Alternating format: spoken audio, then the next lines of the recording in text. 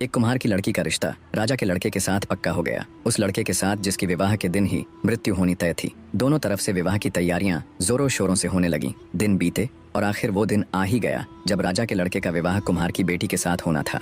विवाह से ठीक पहले राजा ने नम आंखों से अपने बेटे की होने वाली पत्नी यानी कुम्हार की बेटी को अपने बेटे के संबंध में शुरू से लेकर आखिर तक सारी बातें बता दी कि कैसे उसने 12 साल तक एक संत महात्मा जी की सेवा करके अपने बेटे वीरध्वज को पाया था और आज सिद्ध महात्मा जी के कहे अनुसार उसके बेटे की जिंदगी का आखिरी दिन है। सारी दास्तान बता। राजा बोला, सुनो बेटी, अब मेरे पुत्र की जिंदगी तुम्हारे हाथ में है। कैसे भी करके अगर आज आधी रात तक तुम इसकी मृत्यु को टाल दोगी तो फिर नया दिन शुरू हो जाएगा और वीरध्वज के ऊपर आई ये मृत्यु रूपी भारी विपदा टल जाएगी। राजा की पूरी बात सुन कुम्हार की बेटी, जिसका नाम शौर्यवती था, को एक बार तो धक्का लगा, पर फिर एक अदम्य साहस के साथ वो राजा से बोली, आप चिंता मत कीजिए महाराज, मेरे जीते जी मैं आपके बेटे को कुछ नहीं होने दूंगी। शौर्यवती की बात सुन और उसका आत्मविश्वास देख राजा को बहुत तसल्ली मिली। शाम का समय हो चला था। शुभ मुहूर्त के समय पंडित ने विवाह हेतु शौर्यवती और वीरध्वज को शादी के मंडप में बुला लिया और मंत्र पढ़ने लगा। तभी एक सांप फुफकारता हुआ राजकुमार वीरध्वज को डसने के लिए वहां आया। सांप जैसे ही उसके नजदीक आया तो चौकन्नी होकर बैठी शौर्यवती की नजर उस पर पड़ गई।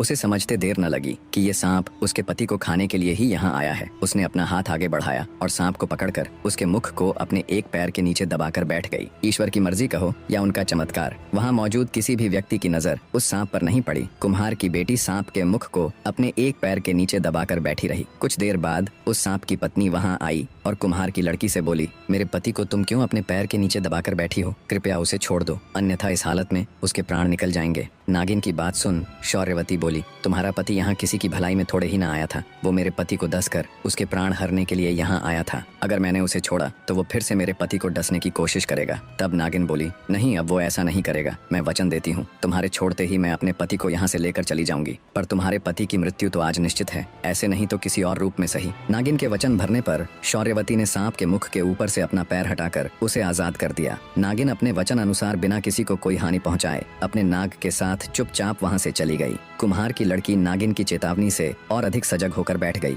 कुछ देर में शौर्यवती और वीरध्वज का विवाह ठीक से संपन्न हो गया। रात का पहला पहर शुरू हो चुका था। शौर्यवती ने महल के आंगन के बिल्कुल बीचों बीच राजा के लड़के का पलंग डलवाकर उसे उसके ऊपर सुला दिया।